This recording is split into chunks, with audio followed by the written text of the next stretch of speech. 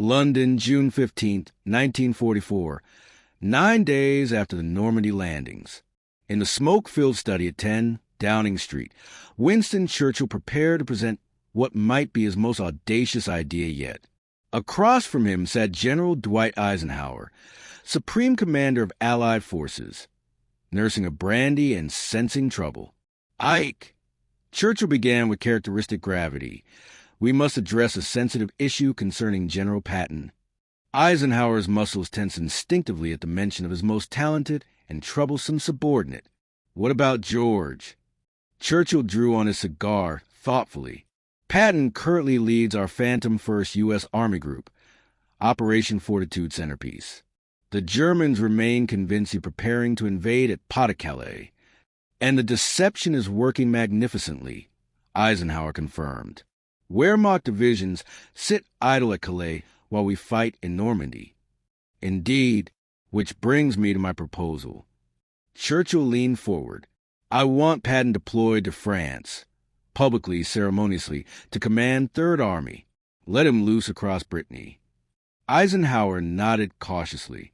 "George would welcome that. He's desperate for combat, and Third Army needs leadership. But here's the complication," Churchill continued. "I also want to maintain him as bait. The Germans fear Patton above all other Allied commanders. Even after Third Army becomes operational, I want Wehrmacht intelligence to believe his campaign is merely a diversion, that the genuine threat remains at Dover, still preparing to strike Calais." Eisenhower stared incredulously. "You want Patton as double reverse bait? He fights real battles, but the Germans should dismiss them as fake, which keeps them fixated on our fake army." "Precisely." Churchill's enthusiasm was unmistakable. "We gain Patton's combat prowess while preserving our strategic illusion. Winston," Eisenhower searched for diplomatic phrasing, "that's extraordinarily convoluted. You're asking George to maintain a deception while conducting actual operations. You're asking him to downplay his own victories. He's intelligent enough to grasp the strategic value," Churchill insisted. "Have you actually met George Patton?" Eisenhower asked wearily. "The man craves glory like oxygen. You want him fighting battles while pretending they're insignificant. Can you persuade him?" Eisenhower closed his eyes in resignation. "You're asking me to tell the most egotistical general in the American military that he must minimize his own accomplishments for operational security?" "Correct." "Win battles quietly?" "Yes." "Capture territory while acting like it doesn't matter?" "Exactly." "Achieve victory while maintaining it's all just a sideshow." "Now you understand," Churchill said cheerfully. "Is there a difficulty?" Eisenhower released a laugh edged with hysteria. "Winston, asking George Patton to achieve success quietly is like asking a peacock to camouflage itself. It contradicts his fundamental nature. But will you attempt it?" Eisenhower drained his brandy in a single motion. "Let me confirm what you're proposing. Use Patton as genuine bait pretending to be false bait, so Germans consider our false army genuine, while convincing Patton not to publicize any of it. That summarizes it nicely." "This will be catastrophic," Eisenhower muttered. "Or," Churchill replied with a slight smile, "it will be genius." Part 1. The Foundation of Deception. May-June 1944. Operation Fortitude stands as one of warfare's masterpieces of misdirection. The Allies constructed an entirely fictitious military force, 1st U.S. Army Group FUSAG, ostensibly gathering in southeastern England to invade at Pas-de-Calais. False radio communications, dummy equipment, fabricated installations, all designed to convince German intelligence the primary assault would target Calais rather than Normandy. Commanding this phantom army, General George S. Patton. The selection was strategic. Wehrmacht intelligence rated Patton as the Allies' most formidable commander. German officers feared him above all others. Logic dictated. If Patton commands at Dover, that's where the main invasion originates. The deception succeeded spectacularly. When the actual D-Day invasion struck Normandy on June 6, German High Command interpreted it as a feint. The real invasion, Patton's invasion, supposedly remained imminent at Calais. Wehrmacht reserves stayed positioned at Calais. Reinforcements that could have reinforced Normandy remained 200 miles distant, awaiting an invasion that would never materialize. Strategically brilliant, operationally perfect, except for one complication: Patton himself. Part 2. The General Without a War. June 7, 1944. The day after D-Day. Patton sat in his Dover headquarters, monitoring radio reports from Normandy. His colleague Omar Bradley was there, commanding First Army. Bernard Montgomery led British forces. And Patton? He commanded nothing. An illusion. A ghost army. He telephoned Eisenhower. "Ike, how long must I continue this charade with the Phantom Army?" "As long as the deception serves us," Eisenhower responded. "The Germans maintain reserves at Calais. We need them there. So I remain idle while the war proceeds without me? You're contributing substantially to the war effort.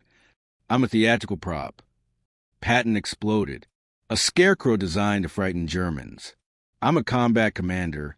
Ike, I should be in France fighting, not in England pretending to lead a non-existent army. George, I recognize your frustration." "Frustration? I've dedicated my entire career preparing for this moment. Now that the invasion has finally commenced, I'm excluded. Your opportunity will come, Eisenhower promised. But currently, you're more valuable as deception than as an active commander." After disconnecting, Patton's chief of staff discovered him staring across the channel toward France. "Sir, are you well?" "No," Patton said quietly. "I'm a general without troops, a warrior without a war, and it's destroying me." Part 3. Churchill's Gambit. June 10, 1944. Churchill assembled his military planning staff. "Gentlemen, Operation Fortitude has exceeded expectations. However, we must extend it. Even after breaking out from Normandy, we want German high command uncertain about Allied intentions. Sir," an intelligence officer noted, "once Patton receives a genuine command, the deception concludes. The Germans will realize Fusag was fabricated." "Not necessarily," Churchill replied. "What if Patton's real command becomes part of the deception?" "I don't follow, sir." Churchill approached a large map. "We activate Third Army under Patton. Assign him Brittany as his objective.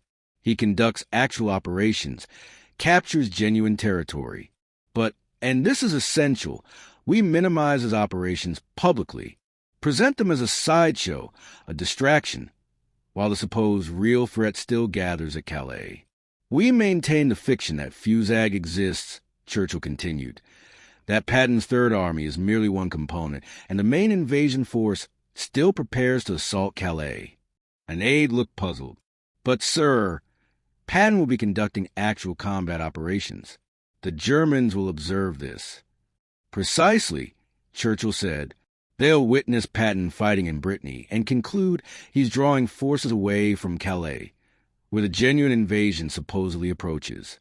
They'll interpret his real achievements as confirmation that our fake threat is authentic." Silence filled the room as officers processed his logic. "Sir," someone finally ventured, "that's either brilliant or completely mad." "Often identical concepts," Churchill replied. "Now we need Eisenhower to secure Patton's cooperation. That may prove difficult, sir. Patton doesn't excel at subtlety." "No," Churchill agreed, "but he excels at victory. And this plan delivers victories while maintaining strategic advantage. Surely even Patton can appreciate the value." Part 4. The Dreaded Conversation. June 16, 1944. Eisenhower's headquarters outside London. Eisenhower had summoned Patton to explain the plan. He approached the conversation with dread. Patton arrived immediately suspicious. "What's this about, Ike?" "Good news and complicated news." "The good news: you're receiving Third Army. You'll be operational in France within 2 weeks. Patton's expression brightened. "Finally! What's my mission?" "Brittany. You'll break out from Normandy, secure the Brittany Peninsula, capture the ports. Acceptable. And the complicated news? Eisenhower drew a deep breath. We need you to continue the deception even while commanding Third Army. Patton's smile vanished. Meaning what? The Germans still maintain significant forces at Calais because they believe the main invasion target's there. We want to preserve that belief. When Third Army becomes operational, we need you to operate discreetly. Discreetly? Don't attract excessive attention. Allow the press to focus on other operations. Permit the Germans to believe Third Army is merely a diversion from the real invasion supposedly still approaching Calais. Patton stared at Eisenhower for a prolonged moment. Then he began laughing, a bitter, disbelieving laugh. You want me to conduct military operations without claiming credit?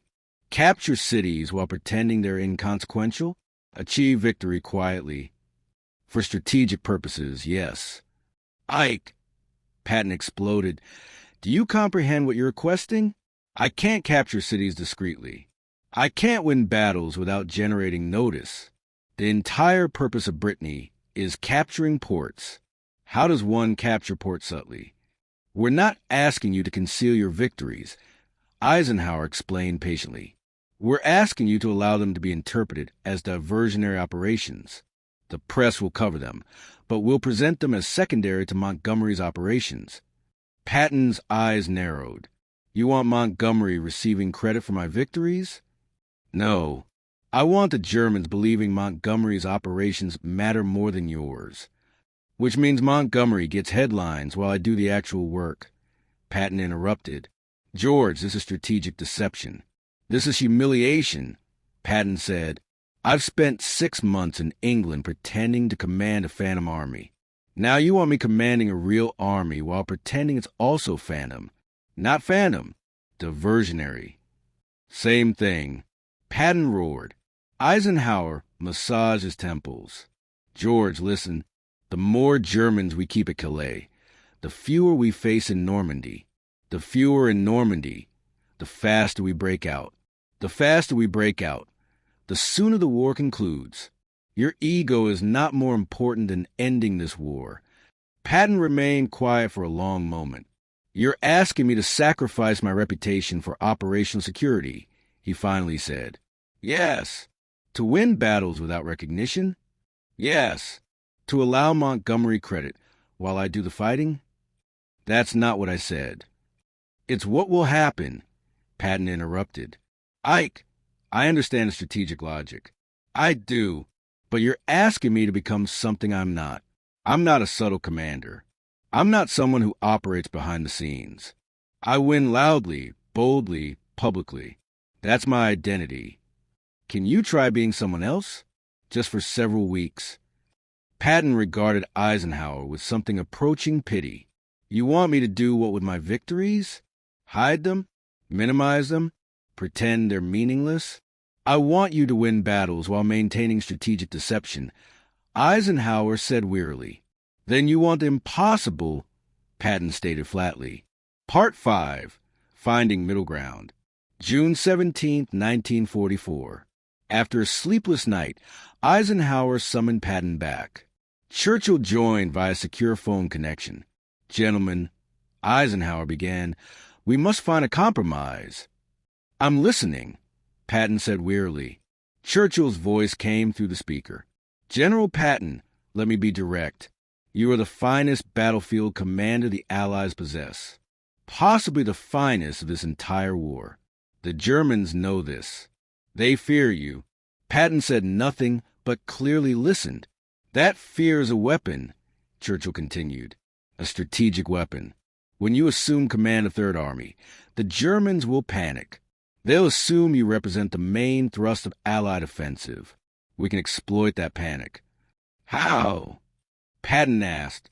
By creating uncertainty, Churchill said. Are you a diversion from Calais, or is Calais a diversion from you? The uncertainty will paralyze their decision-making. They'll divide forces attempting to counter both threats. That paralysis gives Montgomery time to break out from Normandy.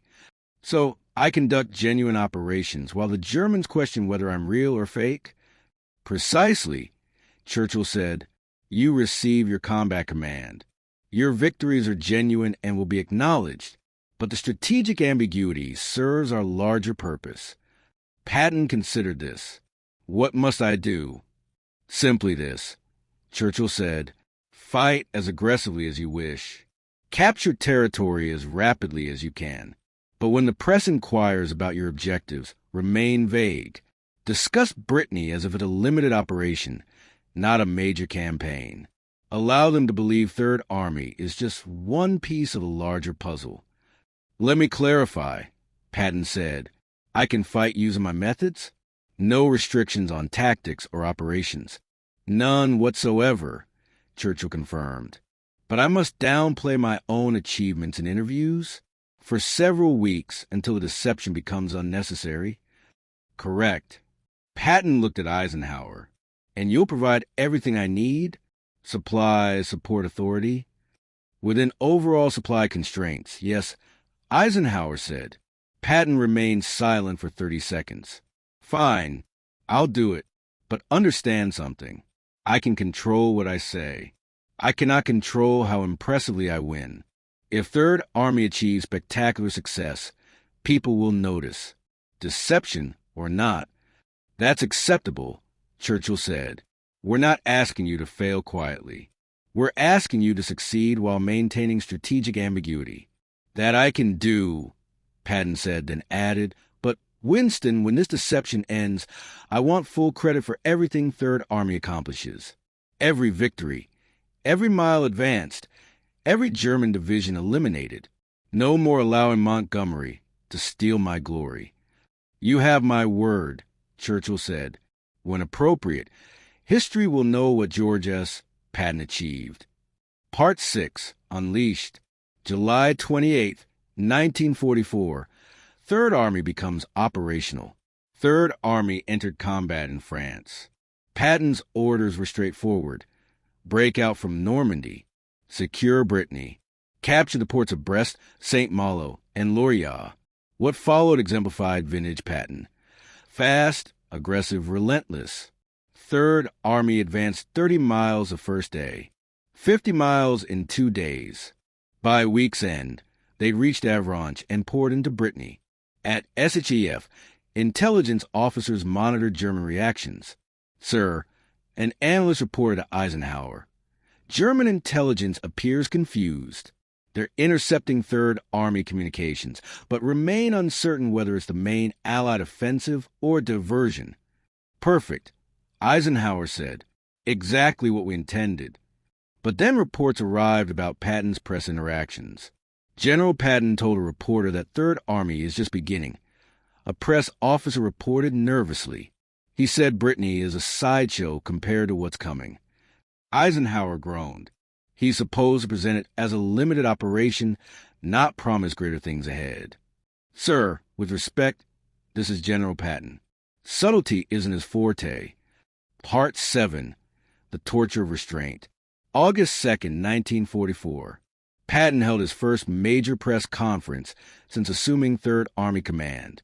Reporters crowded around, eager for quotes from the legendary general absent from headlines for months. General Patton, Third Army has advanced 100 miles in 5 days. Is this the main Allied offensive? Patton paused. He'd promised to maintain ambiguity, but every instinct demanded he claim credit, to boast, to trumpet his achievements. Third Army is executing its mission, he finally said carefully. We're carrying out our assigned tasks in Brittany. But, sir, you're advancing faster than anyone predicted. Speed equals efficiency, Patton interrupted. Why take a month when you can accomplish it in a week? Sir, are you supporting other Allied operations, or is Third Army the primary effort? This was the critical question, the one determining whether the deception held. Patton looked directly at the camera. Third Army is one component of the Allied offensive. General Montgomery's forces are also achieving significant results. General Bradley's First Army is performing excellently. We're all contributing toward the same objective. It was a correct answer, politically sound, strategically appropriate, and it nearly killed Patton to articulate it. After the conference, His chief of staff found him alone in his office. "Sir, that was very diplomatic. I feel like I just betrayed myself," Patton said bitterly. "I'm winning the fastest campaign in American military history, and I'm telling reporters it's a supporting operation. It's humiliating." "It's temporary, sir." "It's wrong," Patton interrupted. "Third Army is accomplishing more with less than anyone else in this theater. We're advancing while other armies consolidate. We're taking risks while others play safe. And I must pretend we're not that important." "Orders, sir." "I know they're orders," Patton said, "but that doesn't make them less insulting." Part 8. The Unexpected Pivot. August 15th, 1944. Something unexpected occurred. Having secured most of Brittany, Patton requested permission to pivot east, away from the remaining Brittany ports and toward France's heart. "Why east?" Eisenhower asked. "Because the Germans are retreating in chaos," Patton explained. "Brittany is a dead end. The real war lies east, toward Paris, toward Germany. Grant me permission to pivot, and I can reach Paris within 2 weeks." Eisenhower hesitated. This hadn't been the plan. Patton was supposed to secure Brittany, then support other operations. But Patton's logic was sound. The opportunity existed. Permission granted, Eisenhower said. "But George, this makes you the primary effort now. We cannot maintain the deception anymore." "Good," Patton said. "I'm finished pretending my victories don't matter." The deception operation concluded. Third Army's achievements became headline news. Patton finally received the recognition he'd been craving. Part 9. Churchill's retrospective. August 20th, 1944. Churchill received reports of Third Army's extraordinary advance. He telephoned Eisenhower. "Ike, I'm reading about Patton's operations. Quite extraordinary." "He's exceeded all expectations," Eisenhower admitted. "And the deception functioned longer than we had any right to expect. The Germans maintained reserves at Calais for an additional 2 weeks because they weren't certain whether Patton represented the main effort or diversion. That's 2 weeks Montgomery utilized to consolidate the Normandy breakout," Churchill noted. 2 weeks of fewer German reinforcements faced. Thousands of lives preserved. George will never admit it, but his restraint in those early press conferences was crucial, Eisenhower said. "He did what we asked. Won battles while maintaining strategic ambiguity. I imagine it was torture for him." "You have no idea," Eisenhower replied. "He telephoned me nightly complaining about having to minimize his own success." Churchill chuckled. "Patton is like a great theatrical actor forced to perform in an empty auditorium. Talented, brilliant, but desperately requiring an audience." "That's actually a perfect description," Eisenhower said. "Well, he has his audience now," Churchill said, "and history will remember what he accomplished, both the visible victories and the invisible service of maintaining deception." Part 10. Recognition. September 1944. With the deception officially concluded, Patton's achievements dominated front pages. Headlines: Patton's Third Army races across France. Fastest advance in American military history. Patton. From deception to destruction. Time magazine featured Patton on the cover. America's Fighting General. Patton gave interviews where he finally got to boast about Third Army's accomplishments. "Third Army has advanced 400 miles in 30 days, he told one reporter. "We've liberated 50,000 square miles of French territory. We've captured or destroyed multiple German divisions, and we accomplished it faster than anyone thought possible. General, you participated in a deception operation for months. Was that frustrating?" "Frustrating." Patton laughed. "It was the hardest thing I've ever done. Winning battles while pretending they weren't important. Acting like Third Army was merely supporting other operations when we were accomplishing the most.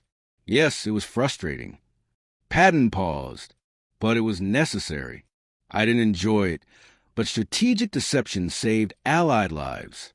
So I fulfilled my role. But I'm very pleased it's concluded." Eisenhower read the interview and telephoned Patton. "George, That was almost diplomatic. Almost, Patton replied. Ike, I praised a strategic deception, while also making clear how much I detested it. That's as diplomatic as I get. I'll accept it, Eisenhower said. And George, between us, you performed well. The deception succeeded, because you maintained it even while achieving spectacular victories that required discipline I didn't think you possessed. I have discipline, Patton said. I just use it selectively, and I'll never do it again. Noted, Eisenhower said with a laugh. Part 11, Churchill's Visit. October 1944. Churchill visited Third Army headquarters in France, arriving unannounced, wanting to witness Patton's operation firsthand. Patton provided a comprehensive tour, forward positions, tank formations, supply operations. Churchill was impressed by Third Army's efficiency and aggressiveness. That evening, over brandy, Churchill raised his glass. General Patton, you've exceeded my already high expectations. Thank you, Prime Minister. I want to apologize, Churchill continued, for requesting you do something contrary to your nature. Winning quietly is not your style. Yet you did it for the greater good. I did it because Eisenhower ordered me to, Patton said, and because you presented a sound strategic argument. But Winston, let's be clear, I hated every minute of it. I imagine you did, Churchill said, but it succeeded. German forces remained at Calais 2 weeks longer than they should have. Those 2 weeks gave Montgomery time to consolidate the Normandy breakout. Your sacrifice of publicity saved thousands of Allied lives. I understand the logic, Patton said, but I'm a fighter. I need to fight openly, boldly, publicly. Having concealed my achievements, even temporarily, felt like denying my own identity. You're a warrior who desires glory, Churchill observed. I'm a warrior who desires recognition, Patton corrected. Not for ego, but because when soldiers see their commander recognized, they feel recognized. When Third Army's victories made headlines, my soldiers felt pride. When we were described as a supporting operation, they felt diminished. That's a legitimate point, Churchill admitted. Perhaps we didn't fully consider the morale implications. You considered strategy, Patton said, and strategy mattered more than morale at that moment. But Winston, never request this of me again, because next time I'll refuse. Churchill smiled. Noted, though I suspect there won't be a next time. You've proven impossible to deceive anyone about. Third Army is too visible, too successful, too unmistakably yours. Good, Patton said. That's how it should be. Part 12, Historical Perspective. After the war, military historians analyzed extended Fortitude deception. The use of Patton as simultaneous weapon and decoy is considered one of warfare's most sophisticated strategic deceptions. German intelligence officer. Post-war interview, we knew Patton was dangerous. We tracked Third Army's movements closely, but we were never certain whether he represented the main Allied effort or a diversion from something larger. That uncertainty paralyzed our response. By the time we realized Third Army was the main effort, they were already across France. British intelligence assessment. Operation Fortitude succeeded beyond expectations partly because we continued elements even after D-Day. Using Patton as both real commander and continuing deception forced German high command to question every intelligence piece they received. They couldn't trust their own observations because we'd successfully made reality resemble deception. Eisenhower's memoir.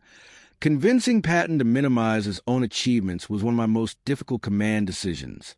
George's ego was legendary. Asking him to win quietly was like asking a lion to roar softly.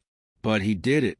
For several crucial weeks, Patton subordinated his need for recognition to strategic necessity.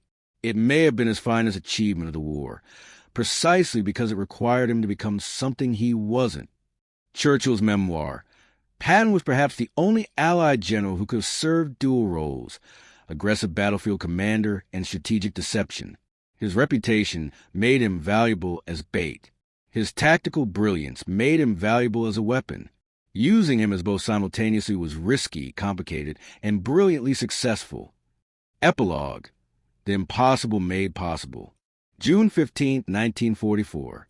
Churchill proposed using Patton as simultaneous weapon and decoy. You want me to do what with Patton? Eisenhower asked in disbelief. It was a reasonable question. The plan was absurdly complex. Use Patton to command a fake army, Fortitude/Fusag. Then give him a real army, Third Army.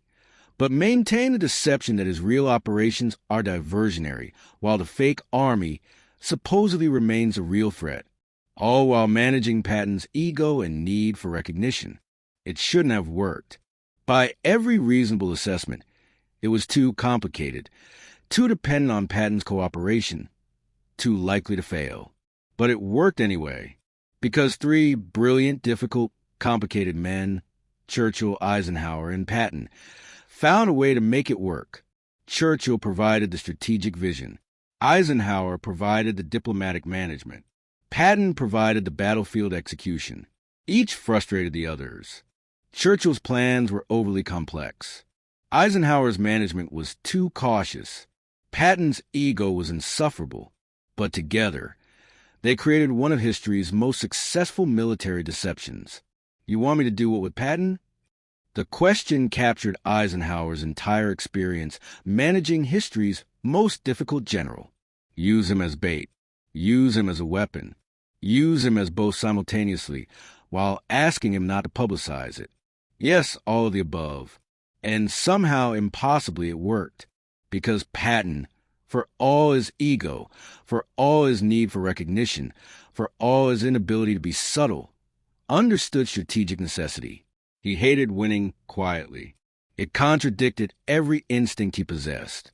But when ordered to do it for the greater good, he complied, barely, grudgingly, with constant complaints. But he did it. George, Eisenhower told him after the war, "You did something I didn't think you could do. You won battles without claiming credit. That may have been harder than any combat operation you executed. It was," Patton admitted, "fighting Germans was easy. Fighting my own ego was the hardest battle of the war." Churchill, Eisenhower, and Patton, three impossible men who somehow, against all odds, collaborated to win a war.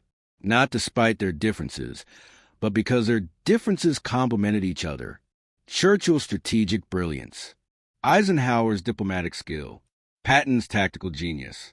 Each one necessary, each one impossible, each one indispensable. You want me to do what with Patton? Use him to win the war. Quietly at first, then loudly, as both deception and weapon. And somehow, impossibly brilliantly, it worked.